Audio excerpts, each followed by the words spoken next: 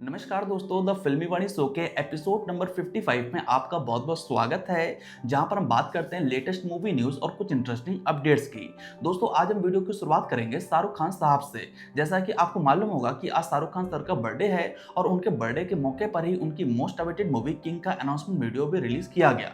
दोस्तों, ये फिल्म साल 2026 में रिलीज होने वाली है, जिसके डायरेक्टर होंगे Siddharth Anand. To be honest, film का जो अनाउंसमेंट वीडियो निकल कर आया है वो मेरे लिए ओके ओके ही था। हालांकि यहाँ फिल्म के कुछ एक्शन सीन्स साथ ही साथ बैकग्राउंड स्कोर काफी अच्छे से वर्क करता है और कहीं ना कहीं ऐसा लग रहा है कि फिल्म के जो मेकर्स हैं वो समझ चुके हैं कि भाई साहब शाहरुख खान को किस तरह से प्रेजेंट करना है। पहले एक लंबा गैप और उसके बाद एक मास एक्शन फिल्म से उस कमी को पूरा करना। दोस्तों, साल 2023 से साल 2026 के बीच शाहरुख खान की कोई भी मूवी देखने को नहीं मिली है, इसलिए जब ये फिल्म बॉक्स ऑफिस पर आएगी तो डेफिनेटली ऑडियंस इस फिल्म को देखने के लिए काफी एक्साइटेड रहने वाली है। और आप देखना, इस फिल्म के हाई चांसेस हैं कि ये फिल्म 1000 करोड़ की कमाई करके दिखाएगी। बहरहाल ये एक गैंगस्टर फिल्म नजर आ रही है, जहां पर शाहरुख खान का जो लुक है वो वाकई में काफी प्रॉमिसिंग है। वैसे फिल्म का अनाउंसमेंट वीडियो भले ही मुझे ओके ओके लगा हो, लेकिन फिल्म के मेकर्स की तरफ से जिस तरह की पीआर स्ट्रेटेजी इस फिल्म के लिए अपनाई गई है वो काफी इंप्रेसिव थी। जिस तरह से सिद्धार्थ आनंद के बैक टू बैक ट्वीट निकल कर आ रहे थे कि remember there is only one king, इस चीज ने कहीं ना कहीं सोशल मीडिया पर अच्छी खासी हाइप बनाई है। और अब कहीं ना कहीं इसी तरह की स्ट्रेटेजी एसएसएमबी 29 के मेकर्स भी करते हुए नजर आ रहे हैं। एज वी नो, नवंबर महीने में एसएसएमबी 29 से जुड़ा एक बड़ा मटेरियल हमारे सामने निकल कर आने वाला है और इवन इस चीज पर हमने भी अपने पास के कई वीडियोस में बात करी है। दोस्तों, हमने बताया था कि हो सकता है कि नवंबर में एक इवेंट हो जिसमें जेम्स कैमरॉन इंडिया में विजिट करेंगे और इसी मौके पर एसएसएमबी 29 के टाइटल को अनाउंस कर दिया जाएगा। साथ ही साथ हो सकता है कि यहाँ पर आपको अनाउंसमेंट वीडियो भी देखने को मिल जाए। तो बेसिकली 1 नवंबर की शुरुआत में महेश बाबू एक ट्वीट करते हैं जिसमें वे एक काइंड ऑफ एसएस राजामौली को याद दिलाने की कोशिश करते हैं कि नवंबर आ चुका है। इसके बाद ट्वीट्स के रिप्लाई में back to back SS Rajamouli भी रिप्लाई करते हैं, फिर यहाँ पर प्रियंका चोपड़ा भी आ जाती हैं। साथ ही साथ पृथ्वीराज सुकुमारन का भी रिप्लाई हमें देखने को मिलता है, जिससे एक काइंड ऑफ क्लियरेंस हो जाती है कि फिल्म में मेन एंटागनिस्ट के तौर पर हमें पृथ्वीराज सुकुमारन ही देखने को मिलेंगे। वहीं फीमेल लीड इस फिल्म में होंगी प्रियंका चोपड़ा। वैसे सोर्सेस की माने तो फिल्म का टाइटल वाराणसी ही होगा, जिसको लेकर 99% ये कंफर्म ऑलमोस्ट हो चुका है। यानी कि तैयार हो जाइए, मिड नवंबर तक आपको एसएसएमबी 29 से जुड़ा एक बड़ा धमाकेदार अपडेट जानने को मिलेगा। बहरहाल इसके बाद हम बात करेंगे नंदमुरी बालाकृष्णा के अपकमिंग सेकंड नेक्स्ट प्रोजेक्ट की, जिसका टेंटेटिव टाइटल है एनबीके 111। फिल्म के डायरेक्टर हैं गोपीचंद मलिनेनी। दोस्तों, गोपीचंद मलिनेनी फिलहाल एक ऐसे मास एक्शन डायरेक्टर हैं जिनकी फिल्में करंटली तेलुगु बॉक्स ऑफिस पर वर्क कर रही हैं। फिर चाहे आप वीरसिम्हा रेड्डी की बात करें या फिर इससे पहले क्रैक की बात करें या फिर इन्होंने अभी जो मूवी बनाई थी जाट, ये सारी फिल्में बॉक्स ऑफिस पर सक्सेसफुल रही, जिनको मास ऑडियंस ने काफी पसंद किया है। अब गोपीचंद मलिनेनी अपने जीवन में पहली बार एक historical mass action saga film बनाने वाले हैं, जहां पर इनके हीरो होंगे नंदमुरी बालाकृष्णा। दोस्तों, इस फिल्म में बालाकृष्णा के अपोजिट किस एक्टर्स को कास्ट किया गया है, कल दोपहर 12 बजे इस चीज को ऑफिशियली अनाउंस कर दिया जाएगा। वैसे सोर्सेस की माने तो ये कोई और एक्ट्रेस नहीं बल्कि नयनतारा होने वाली है। खैर, अब हम बात करेंगे नंदमुरी बालाकृष्णा के अपकमिंग नेक्स्ट प्रोजेक्ट की, जो कि है अखंडा 2। दोस्तों, ये फिल्म आपको 5 दिसंबर को देखने को मिलेगी। क्योंकि अखंडा तेलुगु बॉक्स ऑफिस पर एक बहुत ही बड़ी ब्लॉकबस्टर फिल्म साबित हुई थी।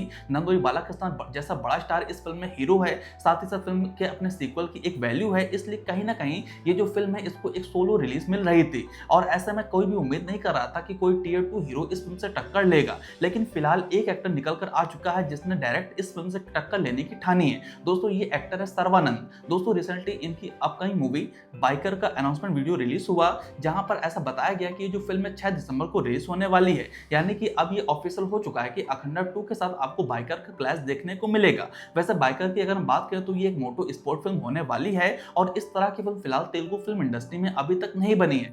यानी कि मेकर्स कहीं ना कहीं अपने कंटेंट को लेकर कॉन्फिडेंट तो हैं, तभी तो उन्होंने अखंडा 2 के सामने अपनी फिल्म को रिलीज करने की प्लानिंग करी है। वैसे फिल्म का अनाउंसमेंट वीडियो मैंने भी देखा, जो काफी इंटरेस्टिंग निकल कर आया है। वैसे फिल्म के डायरेक्टर का यह भी कहना था कि हमारी जो मूवी है बाइकर, वे रिसेंट समय में जितनी भी मोटो स्पोर्ट फिल्में निकल कर आई हैं उससे 1% ज्यादा एक्सपीरियंस देने वाली है। तो देखते हैं भाई साहब फाइनल प्रोडक्ट किस तरह का निकल कर आता है। खैर, इसके बाद हम बात करेंगे रवि तेजा की लेटेस्ट रिलीज हुई मूवी मास यात्रा की। दोस्तों, आपको बता दूं, रवि तेजा की 75वीं फिल्म है। हालांकि इस फिल्म को हिंदी में रिलीज नहीं किया गया है, इसलिए फिलहाल तो अभी हम इस फिल्म को देख नहीं पाए, लेकिन हाँ, मैंने इस फिल्म के अर्ली रिव्यूज और इनसाइडर रिपोर्ट्स को मैंने बहुत ही डीपली फॉलो किया है, जिसके बिहाफ पर मैं कह सकता हूँ कि अगेन इस फिल्म को मिक्स्ड टू एवरेज रिव्यू ही मिले हैं। यहाँ पर रवि तेजा की परफॉर्मेंस, फिल्म के एक्शन सीन्स, साथ ही साथ फिल्म के जो विलन है नवीन चंद्रा, उनकी परफॉर्मेंस की काफी तारीफ हुई है। साथ ही साथ अगेन ये जो फिल्म है कहीं ना कहीं अपनी स्टोरी और स्क्रीन प्ले डिपार्टमेंट में अगेन लेट डाउन करती है। दोस्तों आपको बता दूं, इस फिल्म ने बाहुबली से क्लैश के चलते अपने प्रीमियर शोज को 31 तारीख को रिलीज किया।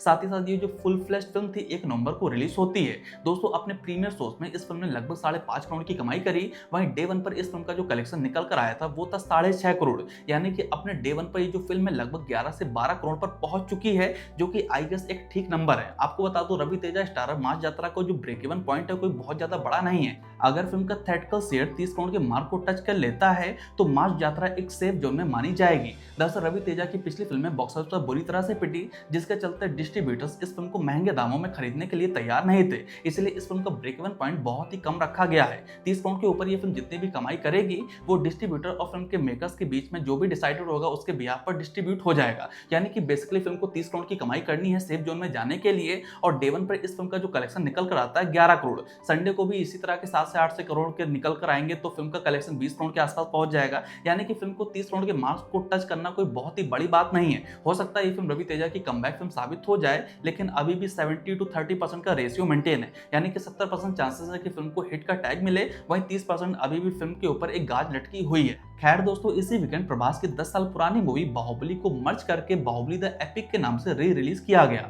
दोस्तों डे 1 पर ये फिल्म कमाई करती लगभग 11 करोड़ की, और इसी के साथ इंडिया में री रिलीज फिल्मों में ये फिल्म अपना एक हाईएस्ट रिकॉर्ड सेट करती है। दोस्तों इससे पहले तक री रिलीज में जिस फिल्म ने सबसे ज्यादा कमाई करी थी वो थी थलपति विजय की मूवी गिल्ली, जिसकी डे 1 की कमाई थी 7 करोड़ 92 लाख। यानी कि कहीं ना कहीं बाहुबली द एपिक ने इस कमाई को बड़े मार्जिन से बीट कर दिया है। अब ये देखना इंटरेस्टिंग होगा कि क्या बाहुबली द एपिक अपने world wide life time collection में सनम तेरी कसम के रिकॉर्ड को बीट कर पाती है या नहीं। खैर दोस्तों, इसके बाद हम बात करेंगे रजनीकांत साहब की। दोस्तों जैसा कि आपको मालूम होगा कि कूली के बाद रजनीकांत साहब की जो अगली रिलीज है वो है जेलर 2, जो कि आपको मोस्ट प्रोबेबली साल 2026 में देखने को मिलेगी। इसके बाद रजनीकांत साहब की कौन सी अगली फिल्म होगी, क्या इसके बारे में आपको जानकारी है? वैसे रजनी कमल का प्रोजेक्ट तो है ही, लेकिन इस बीच में रजनीकांत साहब एक क्विक फिल्म में काम करने वाले हैं जिसके डायरेक्टर होंगे सुंदर सी, जिसकी अनाउंसमेंट आपको 7 नवंबर को देखने को मिल जाएगी। दोस्तों सुंदर सी को हॉरर कॉमेडी फिल्मों को बनाने का अच्छा खासा एक्सपीरियंस है, तो हो सकता है चंद्रमुखी टाइप का यहाँ पर मैजिक दोबारा से क्रिएट होता हुआ हमें देखने को मिले। फिल्म को प्रोड्यूस करेंगे कमल हसन, और ये फिल्म जेलर के तुरंत बाद फ्लोर पर जाने वाली है। वैसे दोस्तों हम सभी को लोकेश कनगराज की कैथी 2 का इंतजार था, लेकिन उससे पहले फिलहाल लोकेश कनगराज बतौर लीड हीरो अपना डेब्यू करने वाले हैं। फिल्म का नाम है डीसी, जिसके डायरेक्टर है अनुन माथेश्वरन, जिन्होंने धनुष के साथ इससे पहले कैप्टन मिलर फिल्म बनाई थी। दोस्तों फिल्म का अनाउंसमेंट वीडियो भी निकल कर आ चुका है, जहां पर लोकेश कनगराज बतौर लीड हीरो वाकई में साइन तो कर रहे हैं। दोस्तों यहाँ पर उनके किरदार का नाम होगा देवदास, वहीं इनके अपोजिट कास्ट किया गया है वामिका गब्बी को, जिनका नाम होगा चंद्रा। यानी कि यहाँ पर देवदास और चंद्रा की एक वायलेंट सी लव स्टोरी आपको देखने को मिलेगी, जो कि कहीं ना कहीं अपने अनाउंसमेंट वीडियो से प्रभावित तो करती है। बहरहाल इसके बाद हम बात करेंगे मारी सेल्वराज की। दोस्तों इस दिवाली इनकी मूवी रिलीज हुई थी बाइसन, जिसको मेजॉरिटी में पॉजिटिव रिव्यू मिले और ये एक बॉक्स ऑफिस सक्सेस के तौर पर टर्न आउट हो चुकी है।